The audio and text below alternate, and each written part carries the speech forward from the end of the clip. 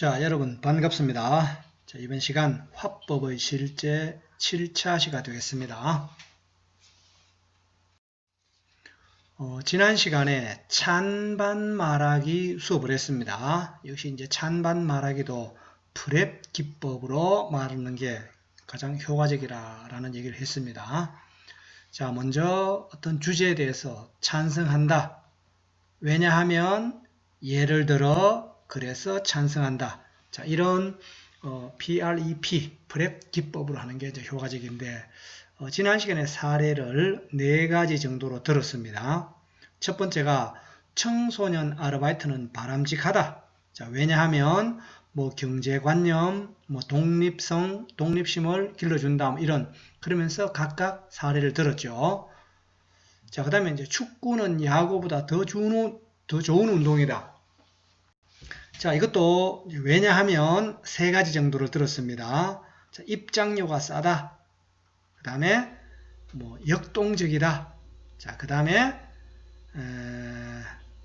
뭐 장비나 어떤 그 하기가 쉽다. 이런 예를 들었습니다. 자, 그래서 입장료가 싼 그런 어떤 예를 각 구장별로 통계 자료를 제시하면 되고, 그 다음에 역동적인 것도 뭐 움직임의 그런 어떤 그 축구 선수가 처음부터 끝까지 어느 정도 움직이는가, 그 움직임의 어떤 그 거리를 어떤 통계를 내면 어떤 좋은 자료가 되겠죠. 그 다음에 이제 쉽게 할 수 있는 운동이다. 뭐 장비가 야구 장비는 많은데 축구 장비는 공만 있으면 된다. 뭐 그런 어떤 예를 들어서 축구가 야구보다 더 좋은 운동이다. 이렇게 자기의 입장을 말했습니다. 자, 그 다음 이제 스마트폰은 학습에 도움이 된다. 자, 이것도 왜냐하면 뭐 교육용 앱이 많다. 뭐 그 다음에 뭐 쌍방향 소통이 가능하다. 이런 어떤 이유를 들었지요. 그러면서 교육용 앱이 많은 그런 예를 들었고, 그 다음에 이제 쌍방향 소통으로 도움이 된 그런 사례를 제시했습니다. 자, 그 다음에 중고생의 화장은 규제해야 한다. 뭐 찬성 입장에서, 자, 왜냐하면 피부 질환을 유발할 수 있다는 거죠. 피부에 좋지 않다는 겁니다. 자, 그 다음에 수업에 공부에 방해가 된다. 학습에 방해가 된다는 거고, 이제 그 다음에 과소비를 조장한다. 뭐 이런 예를 들었습니다. 그러면 실제 피부 어떤 그 피부 건강이 좋지 않느냐, 좋지 않은 그런 예를 들어주면 되고, 그 다음에 학습에 어느 정도 방해가 되는지 또 구체적으로 예를 들어주면 되고, 그 다음에 과소비와 관련된 그런 사례를 들어주면 되죠.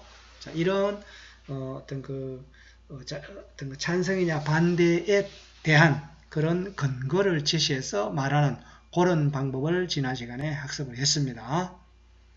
자, 그리고 이제 지난 시간에 여러분들 과제를 제출을 했는데, 자, 이 과제는 모아서 다음 등교 수업 때 한번 이야기를 하도록 하겠습니다.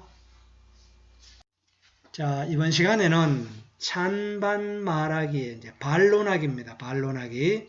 자, 우리가 토론을 한다고 본다면 입론에서 자, 그 찬성 측 입론자가 이런 근거로 이제 찬성한다. 자, 그러면 그 다음 단계 이제 반론하기가 있습니다.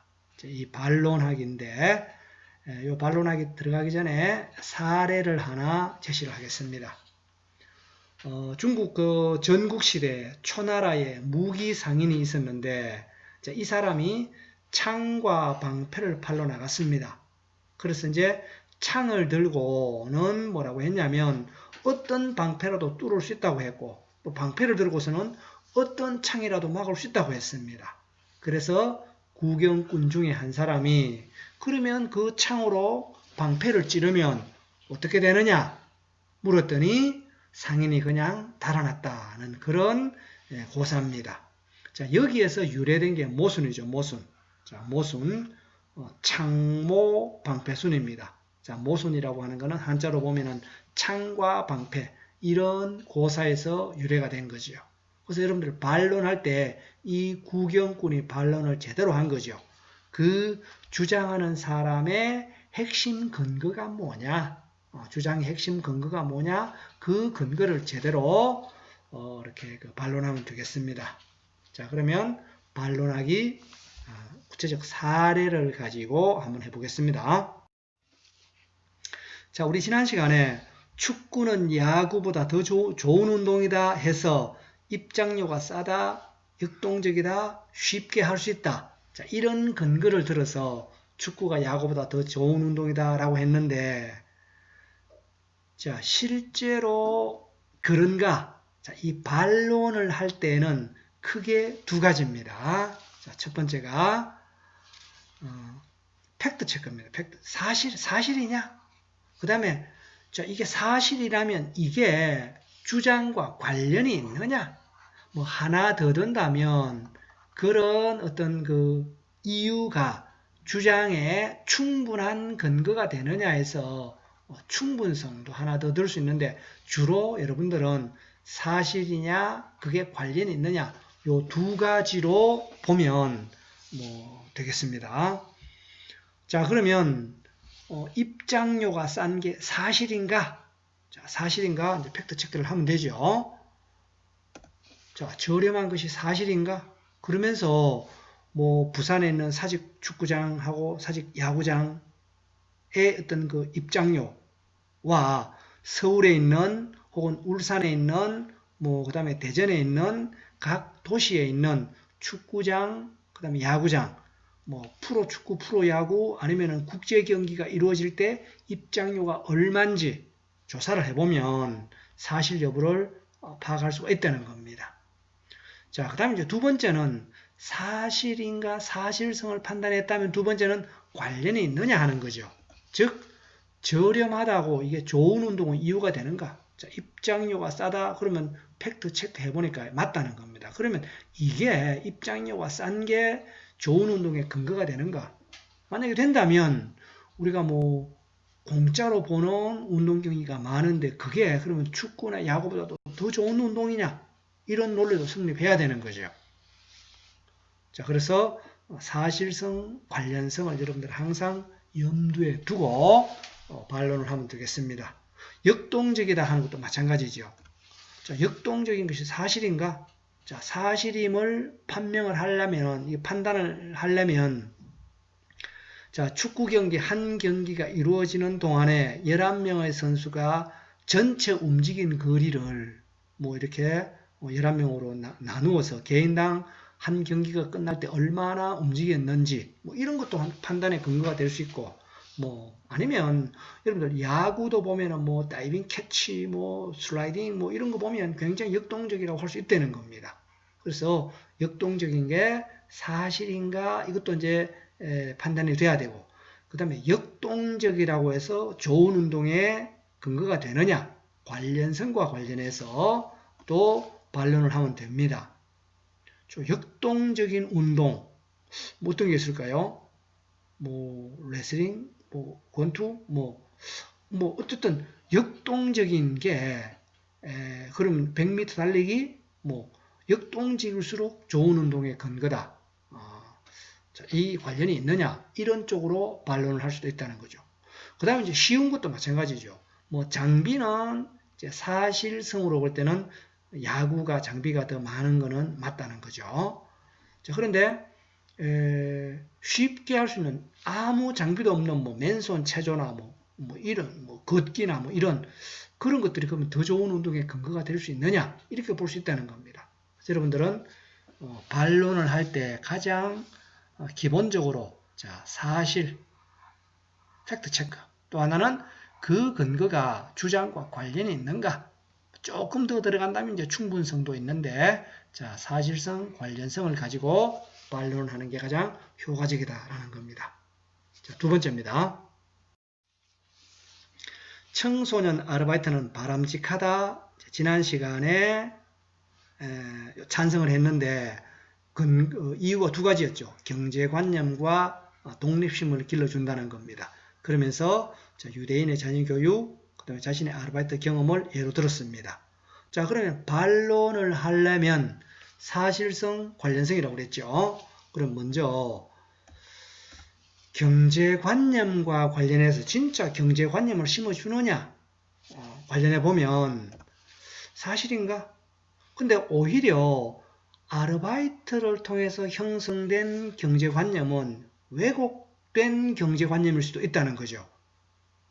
우리가 뭐 책이나 아니면은 뭐 경제학의 어떤 그 유명 인사들의 어떤 그 강연을 통해서 형성된 경제관념은 보편적으로 말할 수 있다는 겁니다. 그런데 자기만의 경험, 자기의 경험만으로 형성된 경제관념은 특수한 상황에서 형성된 거기 때문에 그게 왜곡된 경제관념일 수 있지 않느냐, 이런 쪽으로 반론을 할 수도 있다는 거죠. 그 다음에 이제 독립성과 관련해서도 마찬가지입니다. 독립성을 길러주는 게 사실이냐? 사실이냐? 자, 이 아르바이트를 해서 예를 들어서 뭐 10만 원을 벌었다, 한 달에 10만 원을 벌었는데 이때까지는 부모님에게 매월 5만 원의 용돈을 받았습니다. 그런데 부모님께 용돈은 용돈대로 그대로 받고 이 아르바이트에서 번 돈을 가지고 자기가 필요한, 아니면 그렇게 필요하지 않는데 사는, 오히려 이 과소비와 관련이 있지 않을까, 이런 어떤 거 반론도 가능하다는 겁니다. 그렇죠. 부모님께 덜 의지하는 게 아니고 의지는 의지대로 하고 자신이 번 돈으로 과소비를 하게 될 우려는 있지 않은가. 그 다음에 아르바이트 하는 만큼 학습을 하지 못하니까 학습에 방해가 된다는 이런 반론도 가능하다는 겁니다. 자, 다음 스마트폰은 학습에 도움이 된다 했는데 교육용 앱이 많다, 쌍방향 소통이 가능하다, 이런 이유를 들었습니다. 자, 이것도 반론을 하려면 사실성, 관련성 이런 쪽으로 이제 반론을 하면 됩니다. 자, 어떤 그 사실성과 관련해 이 팩트 체크로 보면 앱이 많은 거는 맞다는 거죠. 그런데 그 앱이 우리가 뭐 학교에서 수업하는 그런 어떤 그 학습용 앱보다는 외국어나 자격증에 관련된 앱이 압도적으로 많더라. 뭐 이런 어떤 그 사실 확인을 하면 되고, 물론 교육용 그 학교 수업에 도움이 되는 그런 앱도 있습니다만은 이런 앱들이 더 많다, 이런 게 반론의 하나의 근거가 될 수 있는 거죠. 그 다음에 이제 관련성으로 보면 앱이 많다고 다 학습에 활용하는 것은 아니다. 우리가 책이 많습니다. 근데 그 책이 많다고 다 그 책을 읽는 건 아니듯이 앱이 많다고 다 그거를 학습에 활용하는 건 아니지 않느냐. 뭐 이런 사실성, 관련성 쪽으로 반론을 할 수 있다는 거죠. 그 다음에 쌍방향 소통으로 학습을 할 수 있다 했는데, 자, 사실성과 관련해 보면 이 SNS는 학습용으로 쓰기보다는 일상생활에 활용하는 게 더 훨씬 빈도가 높다는 거죠. 이런 어떤 사실 관련해서 보면 그렇다는 겁니다. 자, 그 다음에 이제 관련성으로 보면 물론 이렇게 그 궁금한 것을, 모르는 것을 물어서 즉각 답을 들을 수 있는 그런 이점은 있습니다만은 오히려 쉽게 익힌 지식은 쉽게 잊어버리는 경우가 있다. 그래서 시간과 노력을 들인 공부의 효과가 크다라고 하는 이런 것도 하나의 어떤 반론의 근거로 들 수 있지 않느냐 하는 겁니다. 자, 그 다음에 찬반 말하기, 이제 반론하기 네 번째, 지난 시간에 네 번째 사례는 중고생의 화장은 규제해야 한다의 이유로 세 가지를 제시했습니다. 피부 건강, 학습에 방해가 되고 과소비를 조장하고. 그러면 지난 시간에 어떤 예를 들었냐 하면 피부 건강과 관련해서는 TV 프로그램에 뭐 10대를 위한 색조 화장품이 피부 질환을 유발하고 피부 노화를 촉진한다는 이런 예를 들었는데, 자, 또 사실 관련해서 보면 과학적 근거가 없다. 오히려 자외선을 차단하는 색조 화장품은 피부 건강에 도움이 된다라고 하는 이런 사실성 쪽으로 반론할 수도 있고, 그 다음에 이제 관련성 쪽으로 보면 만약에 이 어떤 색조 화장품이 피부 질환을 유발하고 피부 노화를 촉진한다면 그러면 중고생의 화장만 규제해야 되는 게 아니라 모든 어떤 그 사람들의 화장을, 성인들의 화장도 규제해야 된다는 이런 어떤 그 논리가 성립된다는 거죠. 그래서 관련성 쪽으로 보면 그런 논리가 성립되기 때문에 그런 것도 어떤 반론의 근거로 들 수 있다는 겁니다. 여러분들은 사실성, 관련성에 초점을 두어서 반론을 하는 게 효과적이다라는 겁니다. 그 다음에 학습에 방해가 된다 봅시다. 자, 이제 학습에 방해가 되는 어떤 그 이유로 화장을 하는데 시간이 많이 소요가 되고 그 다음에 거울을 많이 보기 때문에 집중력, 공부의 집중력이 저하되기 때문에 학습에 방해가 된다고 그랬습니다. 자, 사실 관련으로 보면 뭐 이 30분 이상 소요되는 거는 뭐 설문조사 결과니까 우리가 사실로 인정을 해 줄 수도 있다는 거죠. 자, 그러나 학교에서 이제 거울을 보는 횟수가 증가하는데 이 거울을 보는 게 뭐 쉬는 시간이나 점심시간에 주로 보면 어차피 그 시간은 휴식 시간이라는 거죠. 그 휴식 시간에 자기가 하고 싶은 것을 할 때 오히려 에너지가 충전될 수 있지 않느냐 하는 겁니다. 우리가 자기가 좋아서 하는 운동과 하기 싫은데 억지로 하는 노동의 어떤 그 강도는 같다 하더라도 그렇죠. 에너지는 어떤 그 운동할 때 에너지가 더 충전될 수 있다는 겁니다. 그 다음에 거울을 보기 때문에 집중력이 저하된다고 했는데 오히려 거울을 보고 외모에 대한 자신감 그리고 화장을 통한 그런 어떤 그 외모에 대한 자신감은 오히려 학업에 더 집중할 수 있지 않느냐 뭐 이런 어떤 그 논리도 성립이 된다는 거죠. 자, 그 다음에 이제 과소비와 관련해서도 계속 보겠습니다. 자, 과소비를 조장한다고 했는데, 자, 이 청소년들이 화장품으로 지출하는 비용이 월 한 2, 3만 원 정도라는 겁니다. 이게 이제 전체 학생들의 50%라고 하는 게 신문 기사에 났다고 합시다. 자, 그러면 이 신문 기사를 우리가 사실로 인정을 해 줄 수 있다는 거죠. 그리고 충동 구매를 경험한 학생이 전체 학생의 이제 40%도 사실로 인정을 해주자는 겁니다. 자, 그러면 어떤 그 반론을 할 수 있느냐 하면, 자, 그 관련성으로 보면 충동 구매를 경험한 학생이 그러면 이 학생이 화장품만 충동 구매한 게 아니라 옷도 충동 구매할 수도 있고 신발도 충동 구매할 수 있다는 겁니다. 그러면 충동 구매를 한다고 해서 그게 이제 과소비고 따라서 화장을 규제해야 한다고 한다면 옷이나 신발을 충동 구매했을 때 이것도 과소비고 그러면 옷, 신발도 규제해야 된다는 이런 논리가 성립할 수 있다는 거죠. 그 다음에 이제 화장품 지출 비용과 관련해서 요즘 청소년을 위한 중저가 화장품 매장이 이제 많이 있다. 그리고 친구들과 화장품에 대한 정보를 공유를 해서 합리적 소비를 한다는 거죠. 오히려 충동 구매라기보다는 합리적 소비를 한다는 겁니다. 그래서 이제 뭐 화장품을 많이 살 때는 월 2, 3만 원 사겠지만은 그 다음 달에는 뭐 1만 원 정도 어떤 거 지출하고 그럴 수도 있다는 겁니다. 그래서 과소비를 조장하기 때문에 규제해야 된다라고 하는 어떤 그 반론은 요와 같은 어떤 그 사례를 가지고 충분히 반론할 수 있다는 겁니다. 자, 그래서 이제 반론을 할 때는 사실성, 관련성에 초점을 두어서 반론을 하면 되겠다 하는 거죠. 자, 그 다음 학습 과제는 다음 논제에 대한 찬성 측의 논정에 대해 반론을 해보시오 했습니다. 자, 논제가 우리나라는 개천에서 용이 나는 나라이다. 개천에서 용이 난다는 것은 환경이 좋지 않은데 굉장히 가난하거나 환경이 좋지 않은데도 성공할 수 있다는 겁니다. 뭐 옛날에는 이런 말을 많이 했는데 자, 요즘 어떤가 하는 거예요.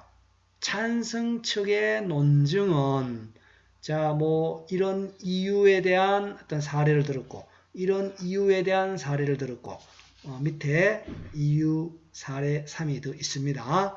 자, 여기에 대해서 반대측 반론입니다. 반론은 어떤 그 사실과 일치하는가, 아니면 관련이 있는가, 사실성, 관련성, 이런 쪽으로 반론을 하면 된다 했습니다. 자, 이런 쪽에 사례를 들어주면 됩니다. 이것도 마찬가지로 사실 관련, 여기에 대한 어떤 사례를 들어주고, 자, 이런 식으로 해서, 자, 이번 시간, 요 남은 시간 동안에 요 반대측 반론, 요 칸을 다 채워서 제출하기 바랍니다. 역시 뭐 노트에 작성을 해서 사진으로 제출하든지, 아니면 뭐 문서로 작성을 해서 제출하든지 이번 시간에 제출하기 바랍니다. 자, 오늘 찬반 말하기, 반론하기 학습 이상 수업을 마치겠습니다. 수고했습니다.